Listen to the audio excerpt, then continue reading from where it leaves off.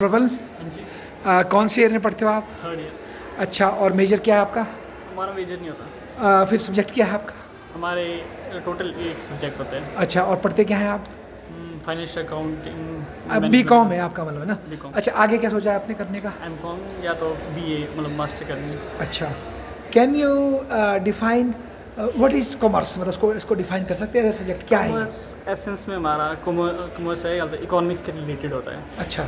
व्यापार हो सकता है हाँ। या लेन देन का जो भी होगा, हाँ। या तो हमारे इंटरनेशनल रिलेशंस होते हैं जो हमारे बिजनेस रिलेटेड होते हैं। अच्छा। वर्ल्ड ट्रेड ऑर्गेनाइजेशन जैसे हाँ। जो हमारी हाँ, trades को IMF, करता है। बिल्कुल बिल्कुल मैं समझ गया। IMF लोन के लिए हो गया ना, हाँ, वो फंड्स करता है जैसे कि WTO है ट्रेड के लिए। WTO अच्छा, ट्रेड के लिए।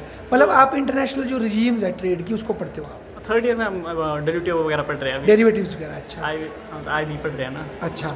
अब मेरा क्वेश्चन है, व्हाट इज डेरिवेटिव बेटा? डेरिवेटिव, डेरिवेटिव इनकम, हाँ, क्या होता है डेरिवेटिव्स? जो ये स्टॉक डेरिवेटिव होते हैं ना, ये होते क्या है? स्टॉक्स के बारे में। हाँ।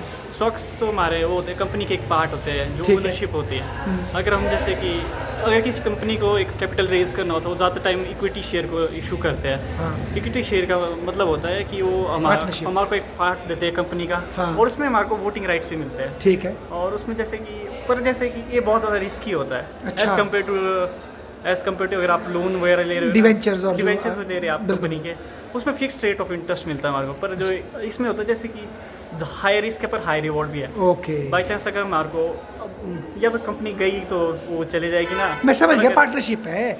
जिस Partnership अमाउंट में मेरे पास शेयर होगा उस अमाउंट में मेरे को गेन और लॉस होगा, ये नो है ना? मैं समझा आपकी बात, है ना? अच्छा बेटा, एक क्वेश्चन और है आपसे कि जो एक डेरिवेटिव बोला आपने, क्या डेरिवेटिव सेम है या डिफरेंट है स्टॉक से? डेरिवेटिव्स क्या वो अपनी वैल्यू किसी और चीज़ से निकालते हैं ना? वो क्या होते हैं डेरिवेटिव, या स्टॉक ही होते हैं डेरिवेटिव्स? नहीं, स्टॉक तो कंपनी की वैल्यू निकालते हैं हाँ, ना। और उसमें derivatives? जो इंटरनल वैल्यू होती है उससे हाँ। डिफाइन होता है, पर वो कब वो हमारे को पता नहीं होता है। अच्छा। एक कंपनी की इंटरनल वैल्यू होती है जैसे कि अच्छा। वो बस कंपनी को क्या लिए बताती है, वो तो अगर हमारे को पता लगी तो उसे कंपनी का या तो इन्फ्लेटेड स्टॉक होता है ना, अगर हमारे नहीं, वैसे तो कंपनी का वो धर्म नहीं है कि वो 3 महीने में 4 महीने में वो बताए कितना प्रॉफिट कितना लॉस है। इंटरनल वैल्यू होती है उसको वो कंपनी नहीं बताती है। इंटरनल वैल्यू वो हमारे को कंपनी नहीं बताती है। अगर वो इंटरनल वैल्यू हमारी बड़ा कम होगी ना, पर अगर स्टॉक में जैसे कि मार्केट में डिमांड ज़्यादा होगी ज़्यादा तो होगी। इन्फ्लेट हो जाएगी, वो कोलैप्स भी हो सकता है बबल, जैसे कि हमारा फाइनेंशियल 2008 में हुआ था। क्राइसिस आया था। क्राइसिस आया अच्छा, था, एक मैं और वैसे बताऊँ ही आपको होता भी, इस टाइम ये कई जगह ये डाउट पैदा हो रहा है कि दुनिया में जितने भी सेंट्रल बैंक्स है ना, वो गोल्ड खरीद रहे हैं बेटा बहुत ज़्यादा। जब से ये अमेरिका ने यूक्रेन रशिया की एसेट की ना, वो सब अब गोल्ड ले रहे हैं। गोल्ड इसलिए ले रहे हैं क्योंकि वो उनका ये मानना है कि डॉलर जो बहुत ज़्यादा इन्फ्लेट कर दिया है अमेरिका ने। 71 जब से इन्होंने इसको कर दिया ना, गोल्ड से अलग कर दिया डॉलर को। अब डॉलर जो है सिर्फ प्रिंट हो रहा है ना?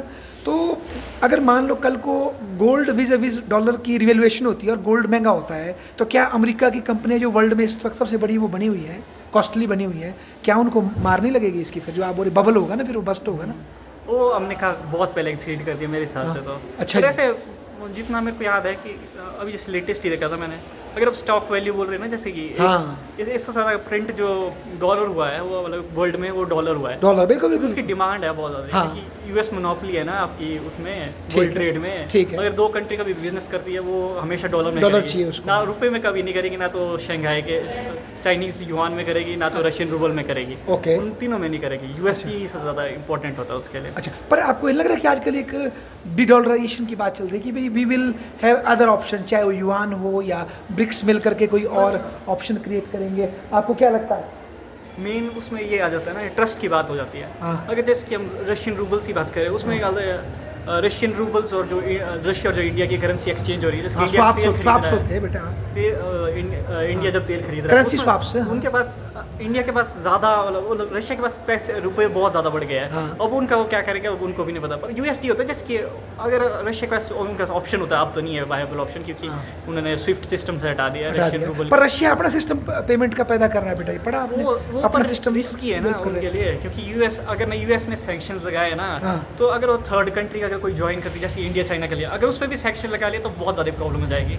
पर अगर बेटा हम over the period of time देखें तो वर्ल्ड डॉलर का जो एज ए ट्रेड करेंसी थी ना वर्ल्ड की, उसका प्रोपोर्शन घट रहा है बेटा। अब कोई और करेंसीज भी टेक ओवर कर रही है उसको। चाइना का युआन उसको टेक ओवर कर रहा है। आपको लगता नहीं कि ग्रेजुअली शायद वर्ल्ड जो है डॉलर डोमिनेशन से शिफ्ट हो जाएगा और करेंसीज के प्रति?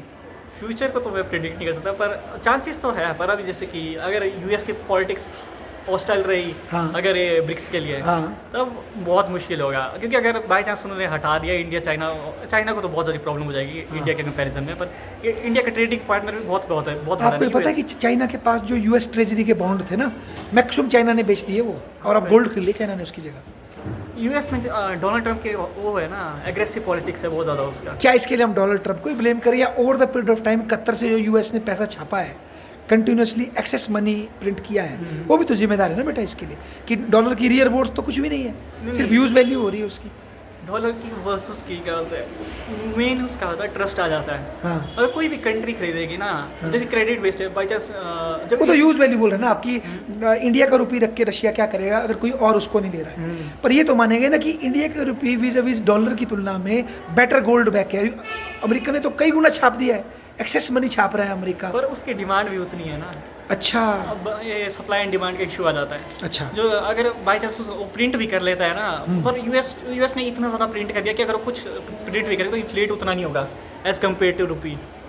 अगर रुपी को अगर हम प्रिंट कर देते हैं थोड़ा बहुत तो उसकी प्लमेट हो जाएगी डायरेक्टली डिमांड। अच्छा। अगर यूएस ने अगर उसके पास 100 है ना डॉलर के एग्जांपल ले रहा हूँ मैं, हाँ। और अगर उसने एक छाप लिया ना, तो उसमें उतना डिफरेंस नहीं है। इंडिया का अगर 10 है और उसने एक छाप दिया ना, एक नोट, तो उसका बहुत ज़्यादा इन्फ्लेट नहीं बेटा, पर इतिहास फुल एग्जांपल नहीं है कि जिन कंट्रीज ने एक्सेस मनी छापा उनके ऊपर बाद में लोगों ने रन किया है और उनको फिर लॉस हुआ है, डिवैल्यू करना पड़ा उनको। क्या यूएस का वक्त नहीं आएगा ऐसा?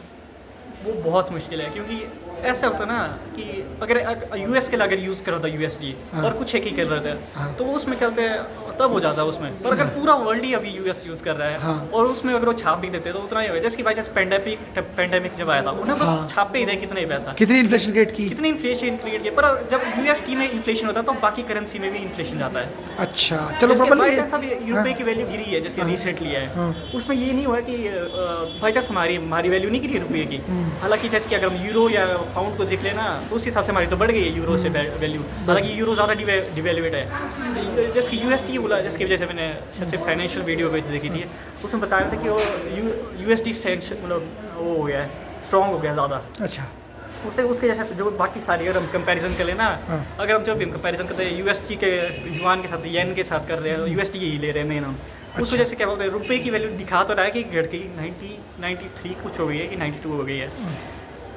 उस वजह से प्रॉब्लम तो आ रही है ना। पर क्या होता है, ऐसा नहीं हो रहा कि हमारे को रुपये को लॉस हो रहा है। जो हमारा जो आईटी सेक्टर, हाँ तो भाई एक्सपोर्ट की कम्पिटिटिवनेस बढ़ती है बेटा, वो मैं समझ गया आपकी बात ना। चलो मतलब आपका मतलब है कि जब तक यूएस की डिमांड रहेगी करेंसी की, तब तक यूएस की जो डी फैक्टो वर्ल्ड करेंसी रहेगी। बाई चांस अगर चेंज हो जाता है उसमें, अगर वो वही जो हम बात कर रहे हैं, अगर यूएस की डीडॉलराइजेशन बोलते हैं, डीडॉलराइजेशन हो रहा है, पर उसके लिए अगर हम ब्रिक्स नेशंस भी ले लेते हैं ना, तो 5 नेशंस नहीं कुछ कर पाएंगे बेटा। बढ़ गए उसमें 20 के लगभग पहुंच रहे हैं 20 नेशंस है, पर वो मेजर नेशंस नहीं है ना। अच्छा। उसमें आ सकते हैं जैसे कि आपके सऊदी अरेबिया बोल रहे हैं, वो ऑयल एक्सपोर्टर है, पर वो यूएस का पार्टनर है। वो तो अब युआन में भी ले रहा है ऑयल को, युआन में ले रहा है ना, वो तो अपना बढ़ाएंगे ना स्टॉक पाइल। पर ये युआन इसलिए वैल्यू नहीं है ना उसकी उतनी, कि चाइना पे एक अथॉरिटी, मतलब अभी आप वो फुल नहीं हो, यूएस अथॉरिटेरियन नहीं है बेटा, जहाँ मर्जी अटैक कर देता है, जहाँ मर्जी अटैक करते हैं ना, पर उनको सोच समझ के तो करते। अच्छा चलो इस डिबेट को हम कंटिन्यू करेंगे, मतलब आपके अपने रिजर्वेशन है, मेरे अपने, पर हम एक और उसमें मिलेंगे, ठीक है। थैंक यू बेटा, इतने बहादुरी से आपने उत्तर दिया,